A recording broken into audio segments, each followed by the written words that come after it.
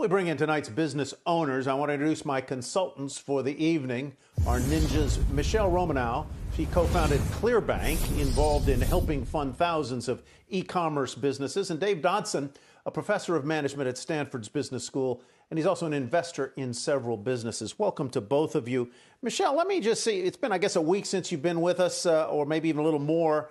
Where do we stand on plans for the reopening, and what are you hearing from the business owners you are working with? How nervous are they? You know, I think things are tough. If you look at, employment numbers in February, 20% of people that had a job in February no longer have a job today. And so, the businesses that have seen these massive declines, most of these small businesses, we're not seeing more declines. A lot of their businesses went down almost 100%. And we're not seeing those same declines in consumer spending because I think the stimulus dollars have started to flow in. But everyone is getting nervous about how long this could possibly last. We're seeing some early results out of Georgia and then soon to be out of Texas this week to see what happens when we try and reopen these economies and see if we can do so safely. But I think business owners are nervous and they're on edge. Dave, as businesses reopen, many of them are going to be subject to some restrictions in terms of the numbers of people who can come in. Restaurants may be able only to operate at 25 or 30% of capacity. That must have them very worried because it's very difficult to run profitably at those sort of lower throughputs. Oh, yeah. And the business owners that I talk to, their biggest concern is that they have no visibility on what the plan is from the government side. The government can't tell you when the pandemic's going to end. We understand that. But they could be telling business owners based on different things that we will or won't do or can or can't do. And right now, business owners, unfortunately, are flying blind. They're flying blind on when they're going to be opening, what that looks like, and what government assistance they might have. So they get a PPP loan, for example, and they don't know whether they should bring their employees back or not because after the 8 weeks, maybe they're going to turn around and lay them off again to begin with, so they shouldn't be bringing the employees back on. So it's the lack of visibility, the lack of a roadmap or a plan from the government that's really crippling business owners' ability to plan for this. Is it a problem with government, or is it the very nature of this illness that government doesn't know whether or how badly the disease might come back or sustain over the summer? Absolutely. The government can't tell us when the pandemic is going to end, but they can say that if we reopen in June, it will look like this, or unemployment benefits, the extra unemployment benefits will be continued until business returns to normal, or there will be a subsequent program after the PPP if necessary. They don't have to tell us what's going to happen. They don't have a crystal ball, and they're not mind readers, but they can tell us if certain things happen, this will be the government's response, or roughly the government's response. The PPP program only gave us 8 weeks of visibility, 8 weeks. Yeah, and of course, businesses run on the ability to see into the future and forecast and adjust as accordingly. Real estate, of course, has been one of the hardest hit businesses throughout this coronavirus epidemic as tenants struggle to pay their rents. Eric Casaburi is owner of CEVD Property Management in Florida. Mr. Casaburi, welcome. Good to have you with us, and we'll engage you in a conversation here with our business ninjas. How has your business been hit? Give us some numbers. Give us sort of the psychic impact as well. Thanks, Tyler. I think all landlords collectively across the board, colleagues of mine, sorry about that. Collectively, all the landlords that I've talked to, including myself, colleagues of mine in the commercial real estate space, we're all seeing the same thing. I was on a Zoom call this morning in a group, the Tiger 21 group that I'm a chair of, and most of those guys in there, a lot of them are real estate investors and they own properties. And the collective answer was April was difficult. Some of the bigger tenants paid, but rolling into May, there's a lot of posturing that some retailers especially did not want to pay.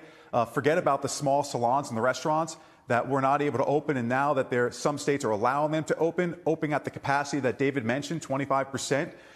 If you do the math, it doesn't take a business scholar from Harvard to tell you that if you're on 8 or 10% margins to begin with, and you've reduced your potential gross income by 75%, that math doesn't work to run the business, let alone pay the rent in the space that they're renting from. Michele, any advice here for Eric as he looks at his at his tenants who this time around may not be quite as able or willing to pay the rent that he's owed? Yeah, I mean, I think it's very difficult. I look at, Clearbanc has 200 employees. We haven't been able to go to our office even for the last 6 weeks. And so it's incredibly difficult for small businesses who have seen their businesses go to zero. I mean, have you seen there any win-win here where, commercial landlords can give some relief in exchange for something else? Like, is there anything else besides devastation for both sides?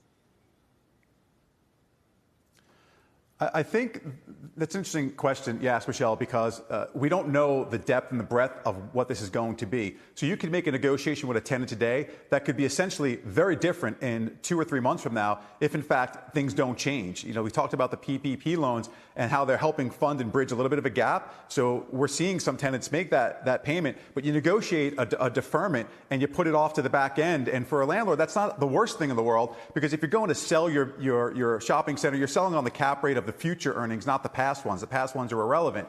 So you could essentially increase the future earnings, and you could increase the rent on some of those tenants in the latter part of their lease years.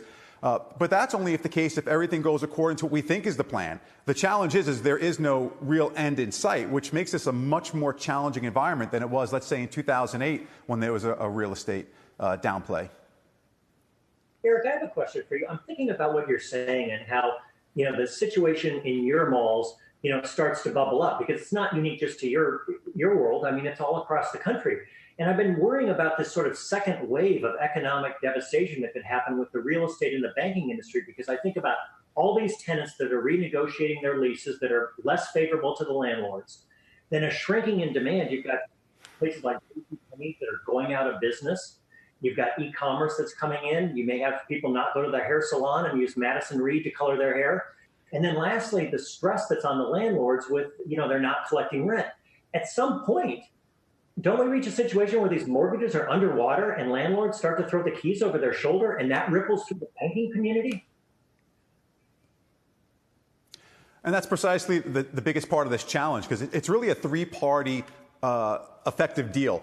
Most of the commercial landlords that I know, that I'm affiliated with, there is some type of bank loan, a commercial note, whether it's a mortgage or a private mortgage. There's something on there that that's an obligation. So even if you negotiate with your tenant, you may have taken that obligation on with, let's say, the intent that your tenant was going to pay $45 a foot, when in fact that was a restaurant that maybe in 2017, 18, or part of 19 could have afforded that. Looking forward, similar to like when someone signed a lease in 2006 or 7, those leases were probably signed at their peak possibility of what they could pay, and landlords leverage based on that. So they go out and they get a loan based on what that revenue, that income would be from those leases. Well, now that same tenant may not be able to pay $20 a foot, maybe 50% of that rent for the next foreseeable future, or who knows, if it's an office environment, they may not need 20, 30,000 square feet or 10,000. Maybe they need 2, because they have learned to work remotely in the Zoom environment that everyone's been talking about. If that's the case, the landlords then have a trouble with their partner, their banker. And, the banks are just getting out from clearing the deck from 2008, where all the assets they took back. To get another wave of those assets, there needs to be some type of other negotiation besides the tenant-landlord negotiation. The banks must, and whoever's holding those notes is probably going to have to do something with the commercial landlords and those business folks that own these properties. Thank you. It's amazing how it reverberates through the system. Eric Casaburi, thanks very much.